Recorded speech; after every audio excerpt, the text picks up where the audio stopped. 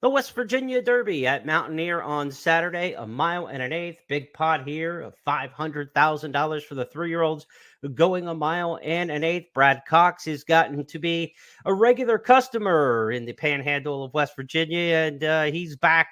He's got the shipper in, Home Brew, who's going to be a strong contender in here as Cox returns to Mountaineer with another top flight contender. We the People, the horse who was one of the hot shots going into the Belmont Stakes, fourth place finisher in that one after setting the pace. You got Skippy Longstocking, who was third in the Belmont. Simplification, the winner earlier this year of the Fountain of Youth Stakes. And King Ottoman, the winner of the Texas Derby, and last out third in the Indiana Derby. So there are some credentials amongst this field of 7, Mr. Siegel.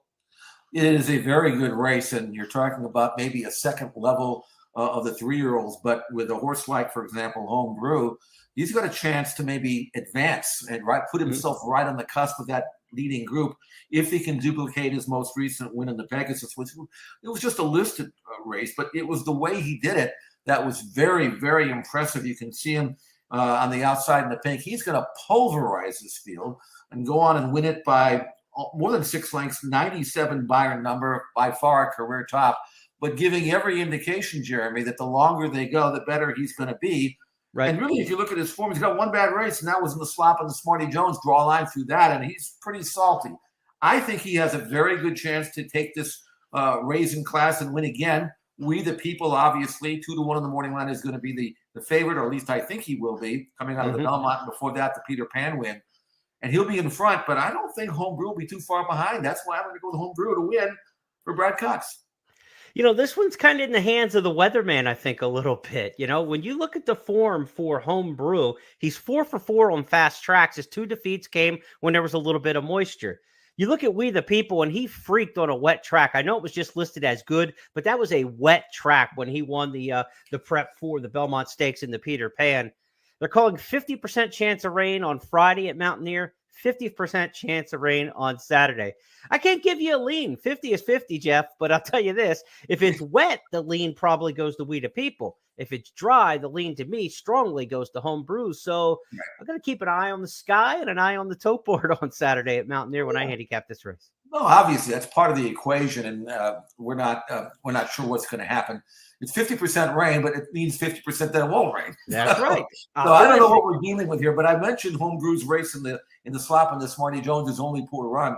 So obviously, if it comes up wet, even though on pedigree he should like it off track based on by street sense and that of him by tapping. But again, his one poor run was there, and I don't know whether he just had a bad day, didn't like the track, or maybe he will handle it. I'm not sure. I'd certainly like to have it dry and fast for him, because that I know he'll handle. And if he were to win this race, or whoever wins this race, still has that big Pennsylvania Derby to shoot for next month. This is, I wouldn't call it necessarily a stepping stone to that race, but it is a lead into it for Colts that can win this one. There's still one big major race out there. And we'll see who can advance and maybe still have an outside chance. I mean, that's a long shot, I realize, but put himself in a championship picture. If, like, for example, if Home Brew were to win this race and then come back and win it at Parks, I mean, he'd still have to go and do something in the Breeders' Cup, but not that far removed. But it certainly makes him a part of that league. I think he's got it in him. I really do. Whereas We the People, I think he could win a big race, but I think things have to really go his way as they did in the Peter Pan. So a very interesting race, as you mentioned. The weather might hold the key. And you've got Simplification in there, the horse who won the Fountain of Youth, 4th in the Kentucky Derby in a surprisingly good performance, then disappointed equally as much when 6th in the Preakness Stakes. What part of the rainbow is he on? I mean, is he on the upswing or the down? I don't know. I mean, that's the thing. Horses go different directions here, so I'm not really sure with him. But I'm pretty sure that Home Brew is on the right path. So that's what I'm going to go. Yeah, I'm looking for a fast track, and I'm looking for Home Brew on a fast track to roll by him. I'll be using him pretty heavily in the multi-race wagers there at Mountaineer. Of course, we've got multi-race wagers this weekend with $25,000 in hit and splits to offer, including that pick 4 at Mountaineer that includes the West Virginia Derby. Let's look at this $25,000 weekend hit and split lineup from ExpressBet and First Bet. Saratoga's late pick 4 on Saturday. Gulfstream's late pick 4 on Saturday.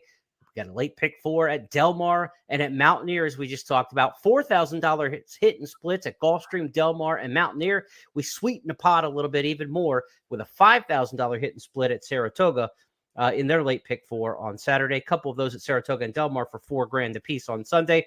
Hit and split simply means this: if you hit the pick 4 during those wagers, you get not only your pari-mutuel winnings when you bet with Express Bet and First Bet, you also split $4,000 or even $5,000 on that Saratoga Saturday late pick 4.